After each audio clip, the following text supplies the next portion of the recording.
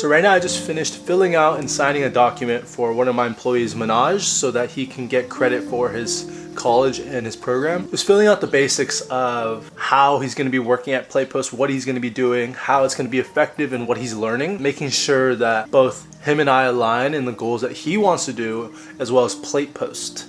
And what we're doing. It's really interesting because sometimes I feel like a little bit of imposter syndrome. I'm Manoj's employer, but I think I'm younger than him. So it's a little weird, but it's all good. It's all learning. I welcome Manoj to our team officially, and after this document, he'll be working with us for the next 10 weeks at least. So that'd be great. Cool. Back to work.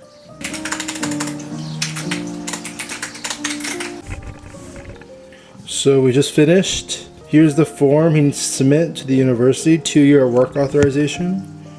And we're done. I was literally watching a video today about founder burnout and just how, like, when you're building a company, there's a lot of times where you don't feel like things are going right, and also you have a lot of pressure and the weight of the world, it feels like it's on your shoulders. And people depend on me to build this vision and goal. Sometimes, like, you can feel this imposter syndrome of like, I'm also just figuring it out, right?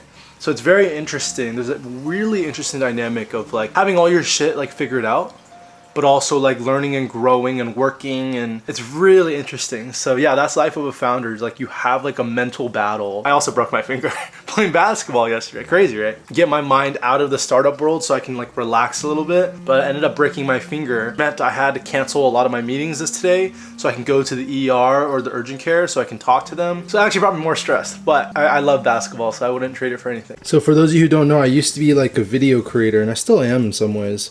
But this is like the contract that they're doing for creators, right? But this is a terrible contract. This is why I kind of got out of it. They're just taking advantage of creators. So not only do you have to purchase a product with your own money, there's 2 rounds of revisions, okay? And look, let's look. And you only get $115. Okay, that sounds great and all, right? But do you notice net 30? That means they're gonna pay you within 30 business days. That's freaking insane. And if you wanna do like a direct invoice, it's 45. That is crazy. Oh yeah, by the way, the product you have to buy yourself, it's 80 bucks. And then you get paid 115. So you're getting paid 30 bucks over 30 days to make 2 videos. Brands are just taking advantage of small creators. Like, and this is Ashley Furniture. It's 11:31, it's almost noon. We just finished lunch and we're going straight back to work. We have about 3 meetings, 2 with interns, 1 with Cousins Maine Lobster. They're featured on Shark Tank, which is super cool. We've been wanting to meet with them for about the last week, 2 weeks, but we just couldn't get it done. Things kept coming up. So now we're finally meeting with them today, talking to the main tech guy there so we can see how we can implement the video menus onto all their food trucks. They have about 50 plus food trucks, locations, franchise. That would be really cool and such a great win for PlayPost. Since my job is video, I figure that, you know, if I don't even have good video on camera, which is like 80% of my client calls, I think it'll make a difference. So there it is. Look how sharp and clean that is. Hello? Hello? Hey, hello. Arav, nice to meet you, man. Nice to meet you too. How are you? I'm good. How's your finger? Dude, look. And stuff like that. But yeah. Yeah, so we're building the video menus for restaurants. We're in about a dozen restaurants, and we launch in a couple different locations like coffee shops, bagels, like a top 5 bagel spot in LA, all that stuff. And then we also have done food festivals. So we just launched in a food festival. 5,000 people, 50 restaurants, like 4,000 people looking at our video menu. Sounds good. All right, we'll talk soon. Thanks, Arav. Bye. Bye, take care.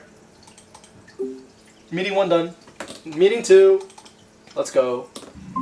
Is it Nawaz? Yeah, it's Nawaz. Nawaz? I'm pronouncing that correct, right? Yeah, you got it right. It's spot on actually. Okay, perfect. Yeah, names are important. Try to get them perfect. Okay. So how much you're planning to raise?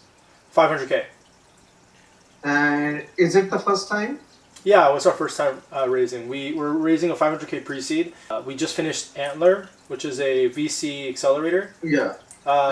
They did 250K for 9%, a 3.75 evaluation. Mm-hmm. And we're still talking to them. We haven't finished.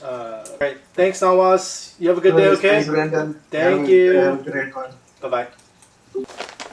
Meeting number 2 done. We're about to hop on our call with Cousins Maine Lobster. They're a lobster group that's actually invested by Shark Tank, by Barbara Corrin. So we're super excited to talk to them.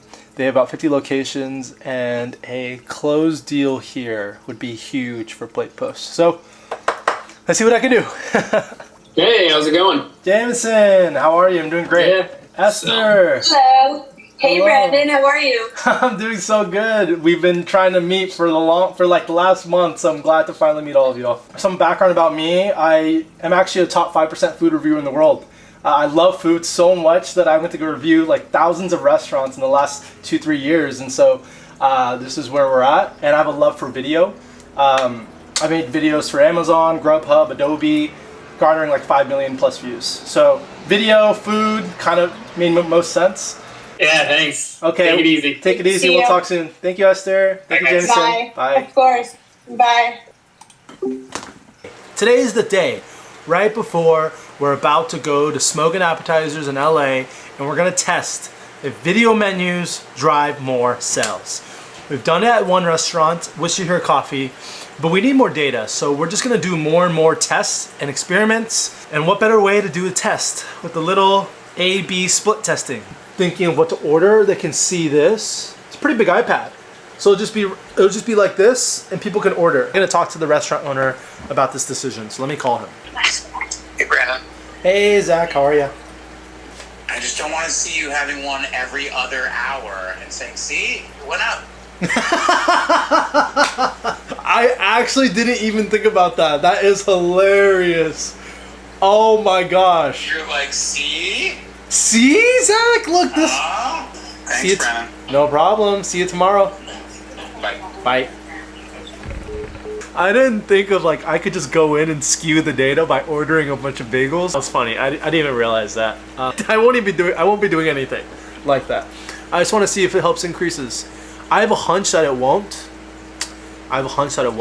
And the reason is because when people are waiting in line, they want to see what the food already looks like.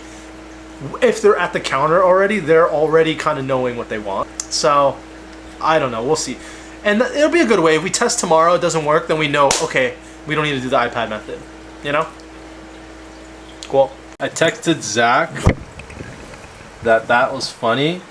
Also, all my clients have a specific emoji, and for this client, for all clients, it's the octopus emoji.